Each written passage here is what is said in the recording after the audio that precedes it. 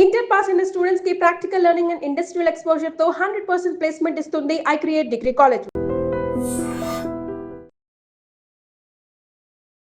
I dream చూస్తున్న ప్రేక్షకులందరికీ నమస్కారం. ఈరోజు మనతో పాటు ప్రముఖ ఆధ్యాత్మికవేత్త, వాస్తు జ్యోతిష పండితులు బాలచంద్ర శర్మ గురుగారు మనతో పాటు ఉన్నారు. మాట్లాడదాం. నమస్కారం గురుగారు. నమస్కారం గురుగారు, మామూలు సాధారణంగా ఇల్లు అన్నాక బల్లులు, ఎలుకలు వస్తూ ఉంటుంటాయి మనం శుభ్రంగా లేని స్థలంలో, ప్రదేశంలో.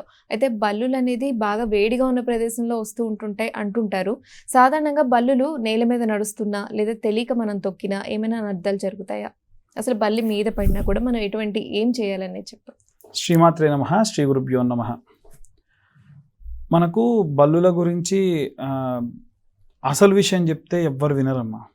ఉదాహరణకు ఏదైనా బయట పిల్లలు ఆడుకొని వచ్చి చేతులు కడుక్కోకుండా తినేశారనుకోండి ఏదన్నా వస్తువుని, కొంత బ్యాక్టీరియా బాడీలోకి వెళ్ళి కొంచెం లేట్గా అయినా సరే ఫీవర్ వస్తుంది.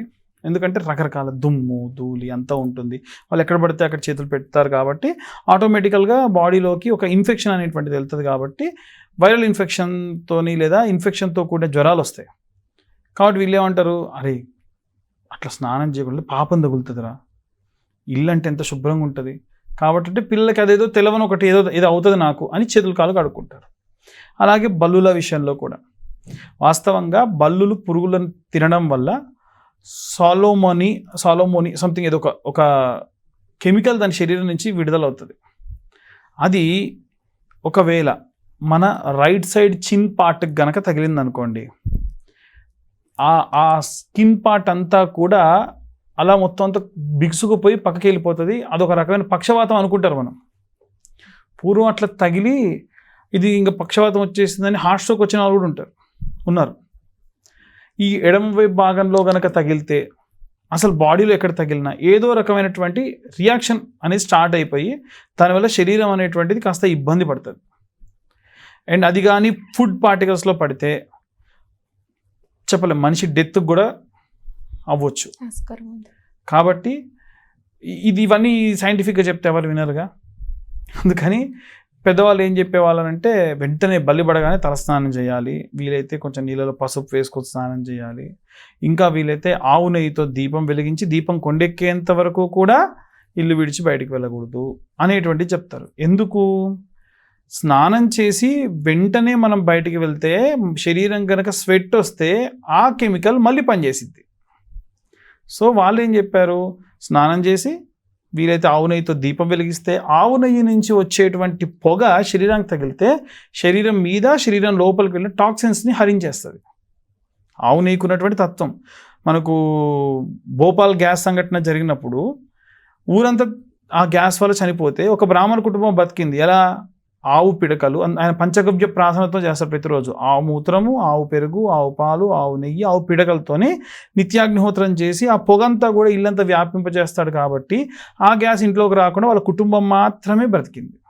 ఆవు నెయ్యికి, ఆవు పాలకి, ఆవు యొక్క ఆ పిడకకి, మూత్రానికి అంత విశేషత ఉంది.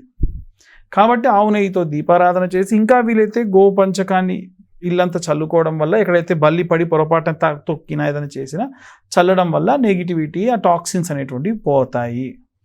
అందుకని ఈ బల్లిని తొక్కినా ఏదైనా చేసి, ఇంకోటి ఎవరన్నా బంగారు బల్లి, వెండి బల్లి కాంచీకి వెళ్ళి పట్టుకున్నటువంటి వాళ్ళు ఉంటే వాళ్ళ కాళ్ళకు దండం పెట్టాలి అంటారు.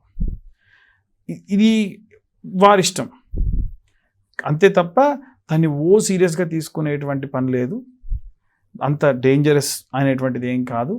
ఇవి మినిమం ఎక్కడైతే బల్లి పడిందో అక్కడ ఇప్పుడు మనకి ఒక హైజినిటీ మెయింటైన్ చేయండి అని చెప్తే ఎవరు వినలా. మనకు మెన్సెస్ వచ్చినప్పుడు ఆడవాళ్ళకి క్వారంటైన్ చేయండి వాళ్ళని 5 రోజులు అని చెప్తే ఎవరు వినలా. ఆడవాళ్ళని ఆపుతున్నారు, వాళ్ళు పని చేయకూడదా, అది అప్పుడు ఉండే బాధ ఎవరికి తెలుసు. వాళ్ళు 5 రోజులు ప్రశాంతంగా వాళ్ళకి రెస్ట్ ఇవ్వండి. ఇంట్లో నువ్వు వండలేవా, 5 రోజులు వాళ్ళకి రెస్ట్ ఇచ్చి వాళ్ళకి ఇంత ఒక ముద్ద అన్నం పెట్టి వాళ్ళకి ఏం కావాలో అది వండి పెట్టమంటే నేనేం తింటే అది పెడతా, నేను ఇష్టం వచ్చింది పెడతా, నువ్వు తినేటువంటి స్టేజ్కి మనం తీసుకెళ్ళిపోయాం. కాబట్టి అది వ్యతిరేకత వచ్చేసింది. కాబట్టి ఈ క్వారంటైన్ అనేటువంటిది పాటించడం మానేసిన తర్వాతకి 3 సంవత్సరాలు క్వారంటైన్లో ఉన్నాం మనం, కరోనా అనేటువంటిది రావడం వల్ల. కాబట్టి వీలైనంత వరకు చెప్పేటువంటి వాటికి సంబంధించి కొన్ని పద్ధతులు ఉంటాయి. దానివల్ల మనకు ఏదో ఒక రకమైనటువంటి శాస్త్రీయమైనటువంటి లాభం ఉంటుంది.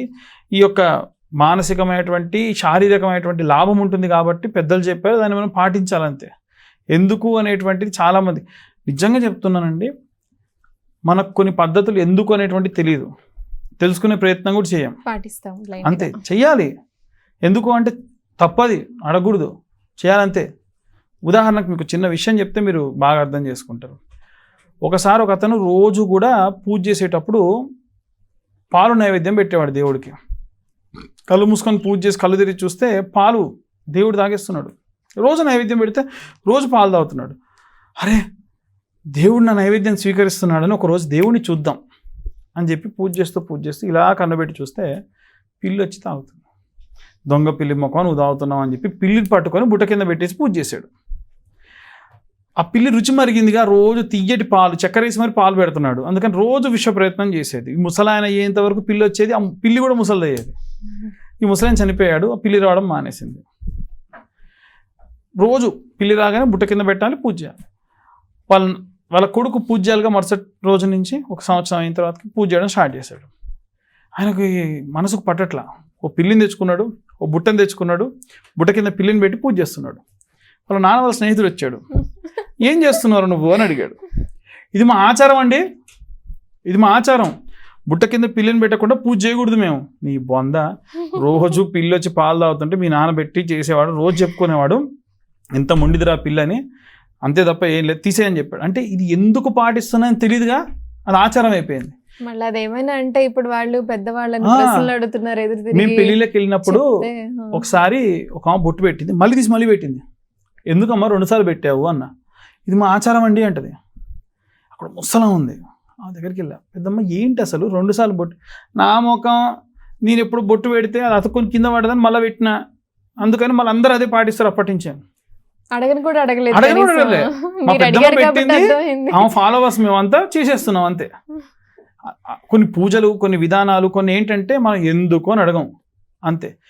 కానీ కొన్నిటికి మాత్రం మనకి ఏదో ఒక రకమైనటువంటి శాస్త్రీయమైనటువంటి కారణాలు ఉంటాయి, వాటిని పాటించాలి. కానీ ఎందుకు అనే ప్రశ్న అనేది మంచిదని నేను అనుకుంటా. మంచిదే, చాలా మంది ఏంటంటే పెద్దవాళ్ళు ఖచ్చితంగా మంచిదే. ఈ వచ్చే జనరేషన్స్ చాలా వరకు ఎందుకు అనేటువంటి విషయాన్ని మీరు చెప్పకపోతే దాన్ని కంప్లీట్ గా మానేస్తారు.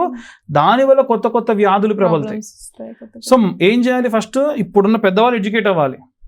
పెద్దవాళ్ళు మీరు చిన్నోళ్ళు ఎందుకు ఏంటని అడుగుతారా? ప్రతి ఒక్క దాని గురించి అమ్మా, మనం పెట్టే దీపారాధన దగ్గర నుండి మనం చేసేటువంటి అపవృత స్నానం వరకు, పుష్కర స్నానం వరకు ప్రతి దానికి శాస్త్రీయమైనటువంటి కారణం ఉంది. ధర్మసింధు లాంటి గ్రంథాలు ఉన్నాయి, దాంట్లో ప్రతి ఒక్క దానికి కారణం ఉంది.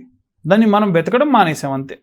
ఒకప్పుడు పెదవాళ్ళ శిక్ష ఉండేది, దాంట్లో అన్ని విషయాలు నిక్షిప్తం చేశారు. ఇప్పుడు ఎవరు చదువుతున్నాడు? కాబట్టి వీలైనంత వరకు ఈ యొక్క బల్లి గురించే కానివ్వండి, బల్లి జ్యోతిష్యం అంటారు, బల్లి జాతకం అంటారు, ఇంకా పాముల గురించి అంటారు, రకరకాలు అడుగుతారు. అవన్నిటికి కారణం ఉంది, కారణం లేకుండా ఏది లేదు. ప్రేక్షకులకు ఉన్న సందేహాలను చక్కగా వివరించారు. ధన్యవాదాలు గురుగారు. And for more videos, Please subscribe to iDream channel. Subscribe to iDream Media. Please subscribe to iDream. Please subscribe to iDream. Please subscribe iDream. And please subscribe to iDream. For more videos, subscribe to iDream. please like, share and subscribe to the channel. Congratulations, iDream. Subscribe to iDream. Subscribe to iDream. So subscribe to iDream Media. iDream ki iDream team andarki huge congratulations. Please subscribe iDream Media. Please subscribe to iDream. Subscribe iDream. Please subscribe to iDream. iDream అంటే నా కళల ఛానల్ను subscribe చేసుకున్న నోరు తిరుగుతలేదు, మీరైతే గంట గుర్తు కొట్టండి. For more such videos, please subscribe to iDream. Subscribe to iDream. Please subscribe to iDream. Please subscribe iDream Media. Please do subscribe to iDream. Please subscribe to iDream Media. For best entertainment and information, please subscribe iDream. And don't forget to subscribe to iDream.